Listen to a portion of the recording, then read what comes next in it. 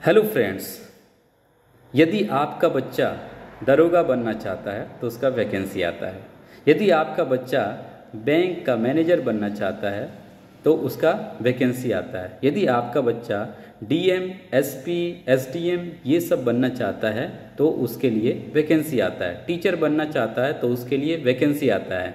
लेकिन भारत में एक ऐसा पोस्ट है जिसके लिए आपको किसी भी तरह का परीक्षा पास नहीं करनी होगी। उसके लिए आपको योग्य होना जरूरी है, आपको काबिल होना जरूरी है।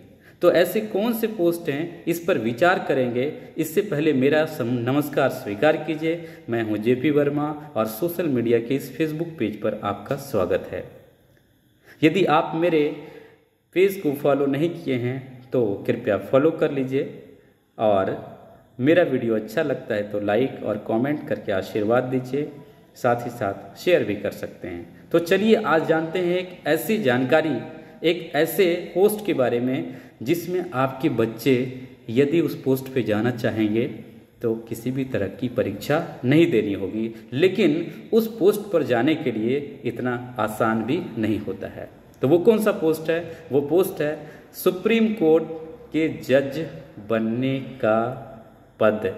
सुप्रीम कोर्ट के जज का पद एक ऐसा पद है, साथ ही साथ हाई कोर्ट का भी जज आपको बनना है तो आपको परीक्षा नहीं देनी होगी। तो वहाँ पर क्या प्रक्रिया है, इसमें इसको जानिए।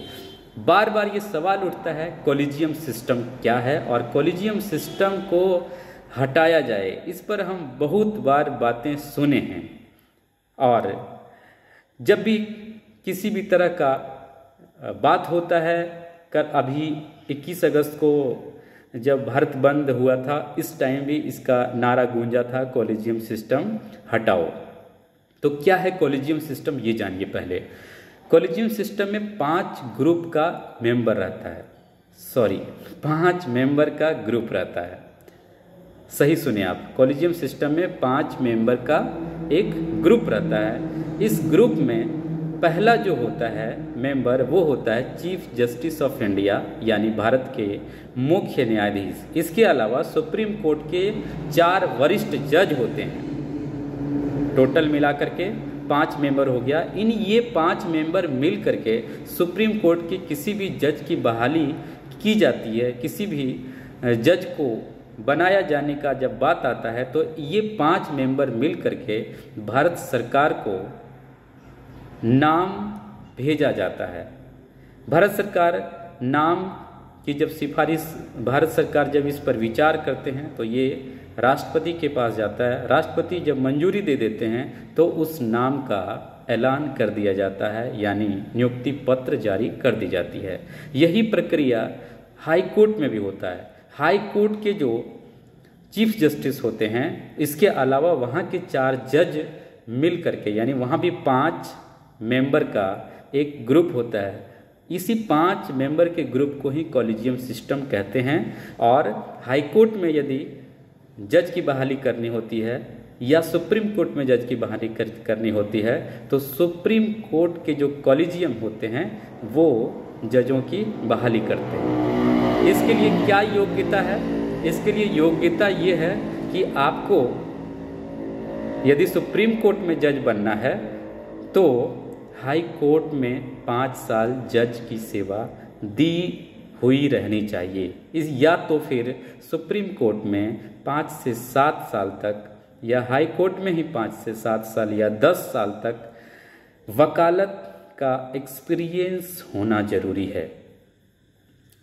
तो ये है इसका प्रक्रिया बहाली होने का। तो सवाल उठता है कि क्या कॉलेजियम सिस्टम को भी एक परीक्षा दे करके पास होने के बाद ही जजों की नियुक्ति होनी चाहिए? आपका विचार क्या है कमेंट बॉक्स में जरूर डालिएगा। दूसरा बात है कि यदि आपको डिस्ट्रिक्ट में जज बनना है, यानी जिला जज बनना है तो इसके लिए बहाली निकलती है। लेकिन हाई कोर्ट और सुप्रीम कोर्ट में यदि आपको जज बनना है तो इसके लिए आपका अनुभव ही मैटर करेगा।